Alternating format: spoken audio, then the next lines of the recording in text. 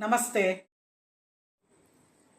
మనం కొన్ని మంచి అలవాట్లు మన పిల్లలకి విలువలతో కూడిన అలవాట్లు నేర్పడం వలన వాళ్ళు ఎంత పెద్దవారైనా ఆ మంచి అలవాట్ల వలన ఎటువంటి చెడు మార్గంలో వెళ్ళకుండా ఎటువంటి ఒత్తిడి ఆందోళన లేకుండా వాళ్ళ జీవితాన్ని సాఫీగా సాగించడానికి ఉపయోగపడతాయి.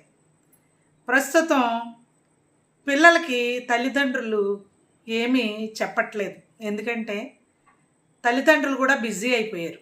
తండ్రి ఒక జాబ్ చేస్తుంటే తల్లి కూడా చిన్నదో పెద్దదో జాబ్ చేయడం వలన పిల్లలతో గడిపే టైము తల్లిదండ్రులకి ఉండట్లేదు. తల్లి చెప్పింది పిల్లలకి బాగా నాటుకుంటుంది. మీరే అబ్జర్వ్ చేయండి. మీరు ఒక మదర్గా మీ అమ్మగారు చెప్పినవే మీరు ఎక్కువ పాటిస్తారు, కానీ అత్తగారు చెప్పినవి పాటించరు.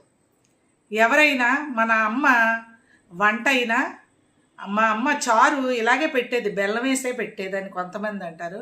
బెల్లం లేకుండా పెట్టేది మా అమ్మ చారు అని కొంతమంది అంటారు.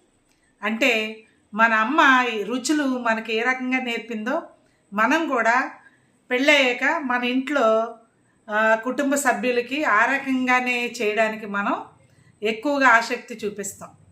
అంటే చిన్నప్పుడు ఏది నేర్చుకుంటామో, ఒక సైకిల్ నేర్చుకోవడం చిన్నప్పుడు అలవాటు అవుతే ఎంత వయసు వచ్చినా సైకిల్ నేర్చుకున్నది మర్చిపోం, ఎంత వయసు వచ్చినా తొక్కేయగలం. అలాగే అలవాట్లు కూడా మనం చిన్నప్పటి నుంచే పిల్లలకి మంచి అలవాట్లు నేర్పించాలి. ఒకటి ఏంటంటే దయ. ఇతరుల పట్ల దయ చూపించటం చిన్నప్పటి నుంచే నేర్పించాలి. మనం చాలా అందరికన్నా గొప్పవాళ్ళం. మనకి ఆ తుడిచే వాళ్ళతో ఏంటి, ఆ శానిటరీ వాళ్ళతో ఏంటి, లేకపోతే ఇంట్లో వచ్చే పని మనిషిని చాలామంది పని మనిషి వచ్చింది అంటారు. అది చాలా తప్పు. ఈ రోజుల్లో ఆంటీ అనో అక్క అనో అంటున్నారు కదా, ఆ రకంగా పిలవడం నేర్పండి, తప్పేం లేదు. వాళ్ళని అలా పిలిచినంత రాని మనకేమీ పోయేదేమీ లేదు.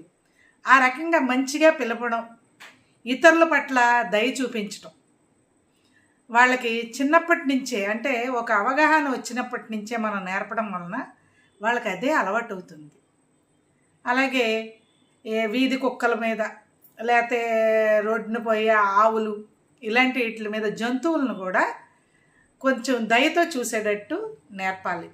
వాటి గురించి మనం పిల్లలకి చెప్పాలి.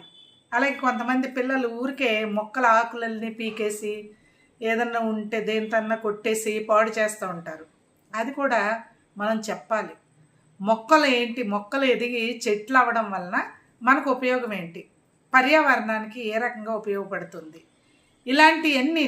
అంటే ఒక మొక్క ఆకు మనం పీకేయడం, ఒక మొక్కని మనం పీకేయడం వలన మనలాగే అవి కూడా బాధపడతాయి అని చిన్నప్పుడే మనం చెప్పడం వలన వాళ్ళు మిగిలిన ప్రాణులు, ఈ మొక్కల చెట్లు చేమల మీద కూడా వాళ్ళు దయ చూపించటం చిన్నప్పటి నుంచి నేర్చుకుంటారు. దీనివలన వాళ్ళు జీవితం ఎంత వయసు వచ్చినా ఆ రకంగానే వాళ్ళ జీవితాన్ని లీడ్ చేస్తారు.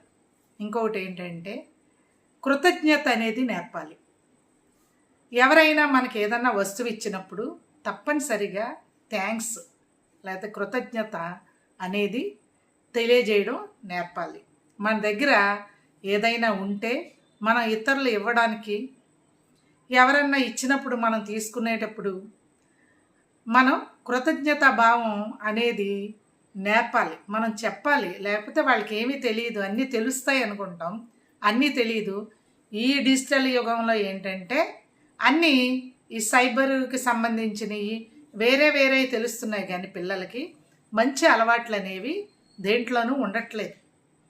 కాబట్టి మనం ఈ కృతజ్ఞతా భావం అనేది నేర్పాలి.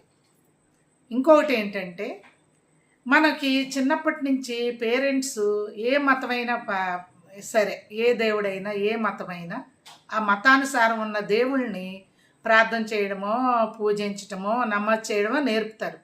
అది మనం ప్రతిరోజు చేసేటట్టు పిల్లలకి నేర్పాలి. క్రిస్టియన్స్ అయితే ప్రార్థన చేస్తారు, ముస్లిమ్స్ అయితే నమాజ్ చేస్తారు, హిందూస్ అయితే పూజలు చేస్తారు.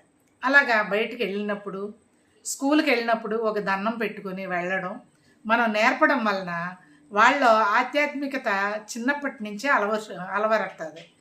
అంటే పాపభీతి అనేది ఉంటుంది. ఇది చేస్తే తప్పు, అమ్మో ఈ పని చేస్తే దేవుడు మనల్ని చూస్తాడు, మనల్ని కొడతాడు అనే భావం వచ్చేటట్టు అలవాటు అనేది మనం చిన్నప్పటి నుంచే ఆధ్యాత్మికంగా కూడా నేర్పాలి. ఈ నేర్పడం వలన ఇప్పుడున్న విధ్వంసకరంగా చాలామంది పిల్లలు తయారవుతున్నారు. 14 ఇయర్స్ 16 ఇయర్స్కే పిల్లల్లోనూ చెడు ఆలోచనలు ఇలాంటివన్నీ లేకుండా ఉండాలంటే దేవుడు అనేది మనం నేర్పాలి. దేవుడి యొక్క కథలు చెప్పాలి. మనం తప్పు చేస్తే దేవుడు మనల్ని పైనుంచి చూస్తుంటాడు అని చిన్నప్పటి నుంచి చెప్పడం వలన వాళ్ళల్లో వింటారు. ఆ ఇంట్రెస్ట్తో వాళ్ళు వింటారు. మనం చెప్పాలి, మనం టైం చూసుకుని చెప్పడమే మన యొక్క కర్తవ్యం.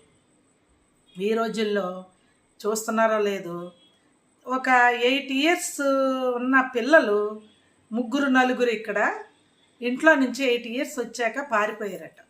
ఆ తల్లులు ఎంతో బాధపడుతున్నారు. ఇప్పుడు పారిపోయి చాలా సంవత్సరాలు అయ్యింది, ఎక్కడున్నాడని ఏడుస్తున్నారు ఆ తల్లులు. అలాంటివి లేకుండా మన అమ్మ మీద ప్రేమ, డాడీ మీద ప్రేమ ఉండాలంటే మనం ఈ మంచి అలవాట్లు అనేవి నేర్పాలి. సాధారణంగా చిన్నప్పుడు పిల్లలు స్కూల్లో తోటి స్నేహితులతోనో లేకపోతే తన పక్కన కూర్చున్న వాళ్ళతోనో చిన్న చిన్న మనస్పర్ధలో లేకపోతే మార్కుల విషయంలోనో ఏదో ఒక విషయంలో ఏదో చిన్న చిన్నవి జరుగుతూ ఉంటాయి. అది కొంతమంది పిల్లలు ఆ కాసేపే ఏదో కోపం ఉంటుంది, ఇంటికి వస్తారు, మర్చిపోతారు. కానీ కొంతమంది పిల్లలు అదే మనసులో పెట్టుకొని ఒక పగలాగా వాళ్ళు దాన్ని డెవలప్ చేస్తారు. అలాంటివి లేకుండా ఉండాలంటే వాళ్ళు మనతో చెప్పినప్పుడు క్షమించేయాలి. ఎవరైనా తప్పు చేస్తే పోన్లే, వాడు తప్పు చేశాడు కదా, నువ్వెప్పుడు అలా చేయకు, క్షమించేయి, వాడు తప్పు చేశాడు క్షమించి మీ ఇద్దరు ఒకే స్కూల్ కాబట్టి ఒకే క్లాస్ కాబట్టి కలిసి ఉండాలి అని మనం దాన్ని ఇంకా ఆ పగని పెంచి పోషించకుండా దాన్ని తుంచేసి వాళ్ళల్లోనూ క్షమించే గుణం అలవాటు చేయాలి. ఈ క్షమాగుణం ఉంటే వాళ్ళు ఎంత పెద్దవాళ్ళైనా, ఒక పెద్ద కార్పొరేట్ ఆఫీసులో పనిచేసినా లేకపోతే వేరే చోట పనిచేసినా వీళ్ళందరితోనూ చక్కగా కలివిడిగా మంచితనంగా కలిసిపోయి ఉంటారు. వీడు చాలా మంచోడు, ఈవిడ చాలా మంచిది, ఇతను చాలా మంచోడు, అందరితో కలివిడిగా ఉంటారు అని ఒక మంచి పేరు వస్తుంది. వీళ్ళల్లోనూ ఒత్తిడి, ఆందోళన, ఈ టెన్షన్స్ ఇవి లేకుండా ఉండాలంటే, ఈ పగ, అసూయ ఇలాంటివి లేకుండా ఉండాలంటే మనం చిన్నప్పటి నుంచే దేనికి బీజం వేయాలి. అంటే క్షమాగుణం అనేది మనం నేర్పించాలి. ఇంకోటి ఏంటంటే ఇంట్లో పెద్దవారిని గౌరవించడం నేర్పించాలి. అంటే తాతలు, మామలు, అమ్మమ్మలు, నానమ్మలు వీళ్ళంతా ఉంటారు కదా, వాళ్ళని గౌరవించడం నేర్పాలి. వాళ్ళు ఏదన్నా అడిగితే చక్కగా సమాధానం చెప్పేటట్టు, వాళ్ళతో టైం గడిపేటట్టు నేర్పాలి. దానివల్ల వాళ్ళ యొక్క అనుభవాలు చాలా పిల్లలకి చెప్తారు. వాళ్ళు ఊక్కొడతారు, వాళ్ళకి అర్థం అవ్వకపోయినా తర్వాత ఒక వయసు వచ్చేటప్పటికి ఈ రకంగా చెప్పేది నానమ్మ, అమ్మమ్మ ఈ రకంగా చెప్పేది, తాతయ్య ఇలా చెప్పేవారు అని వాళ్ళు తర్వాత చెప్తారు. మీరే అబ్జర్వ్ చేయండి, మీరు కూడా అంటూ ఉంటారు మా అమ్మమ్మ ఇలా అనేది, అలా చూసేది అని. ఆ రకంగా ఇంటికి వచ్చిన బంధుమిత్రులతో మనం ఏ రకంగా బిహేవ్ చేస్తున్నాం, మన ప్రవర్తన అంటే ముందు మన ప్రవర్తన మార్చుకోవాలి. మన ఇంటికి వచ్చిన బంధువుల్ని మనం ఎలా ఆదరిస్తున్నాము, మన ఇంటికి వచ్చిన స్నేహితులతో మనం ఎలాగ వాళ్ళతో గడుపుతున్నాము, ఇవన్నీ పిల్లలు చాలా అబ్జర్వ్ చేస్తూ ఉంటారు. మనం ఏం చేస్తామో అదే ఈ రకంగా ఉండాలి అని వాళ్ళ మైండ్లో పడిపోతుంది. కాబట్టి మనం ఎవరితో రూడ్గా బిహేవ్ చేయకూడదు.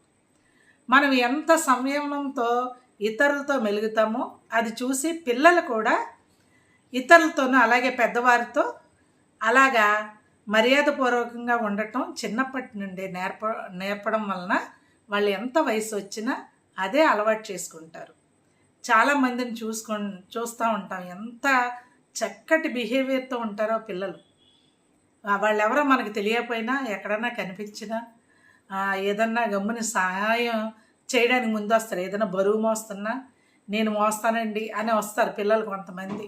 అలాంటి చక్కటి అలవాటు నేర్పించడం తల్లిదండ్రులుగా మన బాధ్యత.